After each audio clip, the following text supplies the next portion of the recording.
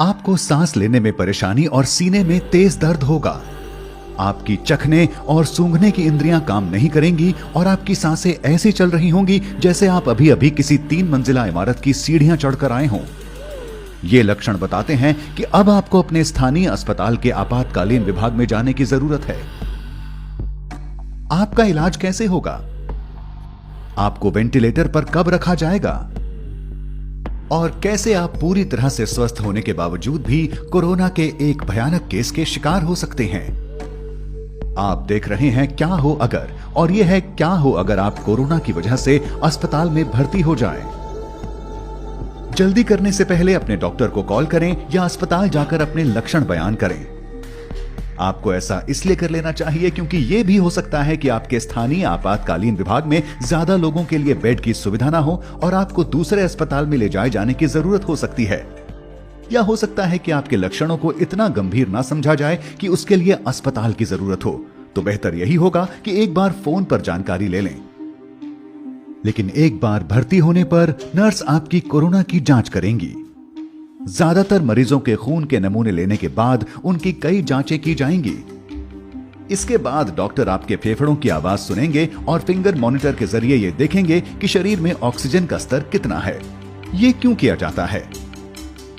क्योंकि अगर आपको कोविड-19 की गंभीर समस्या हो चुकी है तो शरीर में ऑक्सीजन कम होने लगेगी। चूंकि इससे आपके अहम अंगों को जानलेवा खतरे हो सकते हैं, इसलिए आपको 2 पतली नलियों के जरिए ऑक्सीजन दी जाएगी।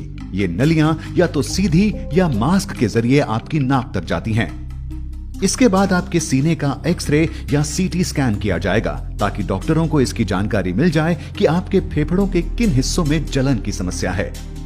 एक सीटी स्कैन या कंप्यूटराइज्ड एक्सियल टोमोग्राफी एक ऐसी जांच है जिसमें एक्सरे और कंप्यूटरों के जरिए बगैर किसी दर्द के आपके शरीर की क्रॉस सेक्शनल छवि मिलती है। सीटी स्कैनर एक बड़ी चौकोर या गोल एक्सरे मशीन होती है जिसके बीचों बीच एक गोलाकार टनल होता है। यहां से डॉक्टर आपके सीने को देख पाते हैं। आपके सीटी स्कैन के दौरान आपको एक टेबल पर लिटाया जाता है। ये टेबल धीरे धीरे टनल से गुजरती है। गैंट्री नाम की एक बड़ी रिंग आपके शरीर के इर्द गिर्द घूमती है। इसमें एक ऐसी ट्यूब होती है जिससे एक्सरे किरणें निकलती हैं और एक डिटेक्टर जिससे शरीर में रेडिएशन का पता लगाया जाता है। गैंट्री के घूमने से ये किरणें अलग अलग एंगल से आपके शरीर की तस्वीरें लेती हैं। फिर ये सारी सूचना कंप्यूटर तक जाती है जहां आपके फेफड़ों के 3D मॉडल की तस्वीर तैयार होती है। इससे डॉक्टर आपके कोरोना संक्रमण की गंभीरता तय कर पाते हैं। जब आपके डॉक्टर के पास आपके कोरोना संक्रमण से जुड़ी सारी जानकारी आ जाती है, तब आगे का इलाज किस तरह से किया जाता है? कुछ मरीजों को एंटीबायोटिक दिया जा सकता है। यह दवा सीधे कोरोना से नहीं लड़ती, लेकिन इस दिशा में कारगर हो सकती है कि आपके फेफड़ों में कोई दूसरा बैक्टीरियल संक्रमण ना हो। लेकिन चूंकि अभी खास तौर पर कोरोना के लिए कोई दवा नहीं है, ऐसे में सारी जिम्मेदारी आपके शरीर में रोगों से लड़ने वाले सिस्टम यानी इम्यून सिस्टम पर होती है। ऐसे में आशा यही है कि आपका शरीर वायरस से लड़ पाए और ये कि ऑक्सीजन थेरेपी और देखभाल आपके लिए कारगर साबित हों। अगर सब कुछ सही दिशा में जाता है तो आपका रोगों से लड़ने वाला सिस्टम धीरे धीरे वायरस को मार सकने जितने एंटीबायोटिक पैदा कर लेगा। लेकिन क्या हो अगर आपकी स्थिति और खराब होने लगे? ऐसे में हो सकता है आपको सांस लेने में दिक्कत, बुखार, तेज सर दर्द और उल्टी आने जैसी स्थिति का सामना करना पड़े। अगर खून में मौजूद ऑक्सीजन का स्तर ज्यादा गिरने लगता है, तब डॉक्टर आपके इलाज में तेजी लाते हुए आपको हाई फ्लो नेजल ऑक्सीजन पर रखेंगे। इसका मतलब ये हुआ कि एक मशीन आपके शरीर के तापमान के अनुसार साफ हवा को आपकी नाक में धकेल रही होगी। ऐसे में आपको 100% तक की कॉन्सेंट्रेशन में हर मिनट 60 लीटर जितनी ऑक्सीजन दी जा सकती है। हालांकि इसको लेकर एक चिंता यह भी है कि ऐसा करने से वायरस हवा में घुल सकता है और आसपास मौजूद मरीजों, कर्मचारियों या दूसरे लोगों को संक्रमित कर सकता है। इस खतरे से बचने के लिए कुछ अस्पतालों में नेगेटिव दबाव वाले कमरे होते हैं। ये अलग थलग बनाए गए ऐसे कमरे होते हैं जो एक खास तरह के वेंटिलेशन सिस्टम से लैस होते हैं। यहाँ की हवा उल्टे दबाव के चलते कमरे से बाहर नहीं जाती। इस हवा को यहाँ से एक फिल्टर सिस्टम के जरिए बाहर कर दिया जाता है। अफसोस इस बात का है कि हर अस्पताल में ऐसे कमरों की सुविधा नहीं होती। अगर हाई फ्लो नेजल ऑक्सीजन का तरीका काम नहीं करता, तब डॉक्टर आपकी जान बचाने की आखिरी कोशिश करते हुए आपको मैकेनिकल वेंटिलेशन पर रखेंगे। आपको आईवी के जरिए दवाइयां दी जाएंगी। मैकेनिकल वेंटिलेशन का पहला चरण एंडोट्रैकियल इंट्यूबेशन होता है। आपके सोने के बाद आपके डॉक्टर लैरिंगोस्कोप नाम के एक उपकरण का इस्तेमाल करेंगे। ये उपकरण एंडोट्रैकियल ट्यूब को उसकी सही जगह तक पहुंचाता है। डॉक्टर आपके सर को पीछे की ओर झुकाएंगे और लैरिंगोस्कोप को आपके मुंह के जरिए गले तक पहुंचाएंगे। यहां इस बात का खास ध्यान रखा जाता है कि ये आपके दांतों के संपर्क में ना आए। आपके डॉक्टर इसके बाद धीरे धीरे आपके एपिग्लॉटिस को उठाएंगे। यह आपके लैरिंग्स की रक्षा करने वाला हिस्सा होता है।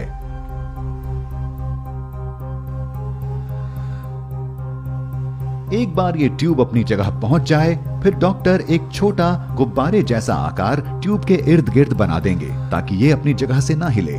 इसके बाद वो लैरिंगोस्कोप को हटाएंगे और ट्यूब को आपके मुंह के कोने में चिपका देंगे। आपके डॉक्टर ये ध्यान रखेंगे कि ये ट्यूब ठीक तरह से आपकी सांस की नली के निचले हिस्से में लगी हुई हो। ये करने के लिए आपके फेफड़ों को एक खास बैग की मदद से फुलाया जाएगा और फेफड़ों की दोनों ओर से आने वाली सांस की आवाज को सुना जाएगा। अगर ट्यूब बहुत नीचे है तो दोनों फेफड़ों में एक समान हवा नहीं जाएगी। कुछ मामलों में ट्यूब की सही जगह सुनिश्चित करने के लिए इंट्यूबेशन के तुरंत बाद एक्सरे लिया जाता है। एक बार ये एंडोट्रैकियल ट्यूब अपनी सही जगह पर लग जाए, फिर आपके डॉक्टर इसे मैकेनिकल वेंटिलेटर से जोड़ देंगे, जहां एक खास तौर से डिजाइन किया पंप होता है। इस पंप के जरिए आप ऑक्सीजन की भरपूर मात्रा वाली हवा अपने फेफड़ों में लेते हैं और कार्बन डाइऑक्साइड को छोड़ पाते हैं। शरीर में ऑक्सीजन और कार्बन डाइऑक्साइड के स्तर पर नजर रखी जाती है ताकि यह सुनिश्चित किया जा सके कि वेंटिलेटर ठीक तरह से काम कर रहा है। तो अब आप सो रहे हैं और एक मशीन आपकी सांसों का ख्याल रख रही है। इस पड़ाव पर आपके बच पाने की कितनी संभावना है? बदकिस्मती से US agency for international developments emerging pandemic threat program के पूर्व हेड और संक्रमित बीमारियों के जानकार डॉक्टर डेनिस कैरल का मानना है कि वेंटिलेटर पर पहुंचे कुल कोरोना मरीजों में से केवल 1/3 ही जिंदा बचे रह पाते हैं। वेंटिलेटर का ज्यादा लंबे वक्त तक इस्तेमाल भी एक मरीज के लिए घातक साबित होता है। तो अगर आप इन हालातों में बचे रह जाते हैं, आपके लिए आगे का रास्ता अब और भी लंबा होने वाला है। इस बीमारी के फैलने के शुरुआती दिनों में कुछ अस्पतालों ने शुरुआती इलाज के दौरान ही मरीजों को वेंटिलेटर पर रखा था। इसके पीछे की वजह यह भी थी कि ऐसे इलाज से वायरस को हवा में फैलने से रोका जा सकता है। अब जब शोध के लिए कोरोना के कई मामले हमारे सामने हैं, स्वास्थ्य जानकारों की कोशिश है कि वो अलग अलग तरह की सांस संबंधी दिक्कतों के लिए दिशा निर्देश जारी कर पाएं और ये बता पाएं कि किन मामलों में वेंटिलेटर का इस्तेमाल किया जाना है। इनमें कुछ ऐसे निर्देश शामिल हैं, जैसे मरीज को पेट के बल लिटाना। इसे प्रोन पोजिशनिंग कहा जाता है। माना जा रहा है कि इससे फेफड़ों तक पहुंचने वाली ऑक्सीजन की मात्रा को बढ़ाया जा सकता है। तो ये सब जानने के बाद क्या वजह है कि ये वायरस कुछ लोगों में केवल एक छोटी सी बीमारी बनता है, लेकिन कुछ लोगों के स्वस्थ होने के बावजूद ये उनकी मौत की वजह तक बन जाता है? ऐसे मामलों के लिए यह कहा जा सकता है कि बड़ा नुकसान रोगों से लड़ने वाले सिस्टम के कमजोर होने से होता है, न कि खुद वायरस से। सीधे शब्दों में, जब आपके शरीर के किसी सेल को किसी बाहरी खतरे या वायरस का अंदेशा होता है, तो वो सबसे पहले खुद को खत्म कर लेता है। ऐसा इसलिए कि वो बाकी सेलों तक ये संक्रमण पहुंचने से रोक पाए और आपकी रक्षा कर सके। ऐसा इसलिए हो पाता है कि आपके इम्यून सिस्टम के सेल यानी मैक्रोफेजेस सिग्नल देने वाला एक छोटा प्रोटीन छोड़ते हैं जिसे साइटोकाइन कहा जाता है। इनमें से कई प्रोटीन सेल के मरने के पीछे की वजह होते हैं।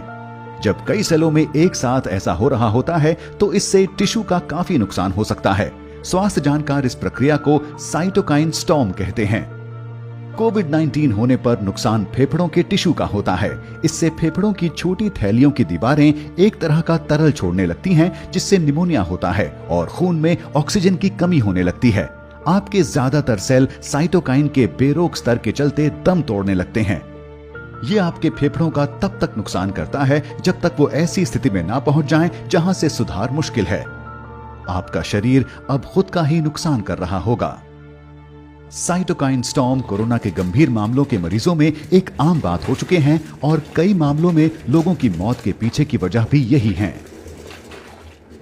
आप में ये साइटोकाइन स्टॉर्म होगा या नहीं, ये काफी हद तक आपके जीन्स पर भी निर्भर होता है। H1N1 फ्लू वायरस के मरीजों में ये पाया गया है कि जिनमें ये साइटोकाइन स्टॉर्म आया वो काफी हद तक जेनेटिक कारणों से था। अब ये काफी हद तक संभव है कि बढ़ती उम्र के साथ ये जेनेटिक इम्यून विकार आप में भी विकसित हो जाएं। लेकिन ऐसी भी संभावना है कि आपके जीन्स में पहले से ही कुछ ऐसा हो जिससे आप कोरोना वायरस से संक्रमित होकर तुरंत साइटोकाइन स्टॉर्म की समस्या से घिर जाएं। यहाँ ये समझना जरूरी है कि साइटोकाइन स्टॉर्म की पूरी तस्वीर अभी हमारे सामने नहीं है और स्वास्थ्य समुदाय को इस बीमारी के सारे पड़ावों को समझने में अभी लंबा वक्त लगेगा। कई जानकारियों की दूसरे संस्थानों के जरिए पुष्टि होना अभी बाकी है।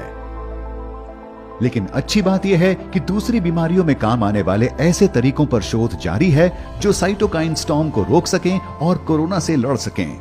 साथ ही नए तरीकों की खोज की दिशा में भी लगातार काम किया जा रहा है। मौजूदा वक्त में ऐसी सैकड़ों दवाइयों पर खोज जारी है जो कोरोना से लड़ाई में काम आ सकती हैं। तो अगर आप इतने खुशकिस्मत हैं कि इस सब के बाद भी बचे रह सकें, तब आपको वेंटिलेटर से छुट्टी मिल सकती है। आपको शायद बहुत ज्यादा थकान महसूस हो, लेकिन अब आपको अस्पताल के आम वार्ड में रखा जाएगा। आप इस जगह तब तक रहेंगे जब तक आपके शरीर की ऑक्सीजन सुरक्षित लेवल तक नहीं आ जाती। इसके बाद आपको अस्पताल से छुट्टी मिल सकती है। आप घर जा सकते हैं और अपने परिवार और दोस्तों के बीच वापसी कर सकते हैं। मैं आशा करता हूं कि कोरोना की वजह से अस्पताल जाने पर आप ये समझ चुके होंगे कि क्यों हमें सावधान रहने की जरूरत है।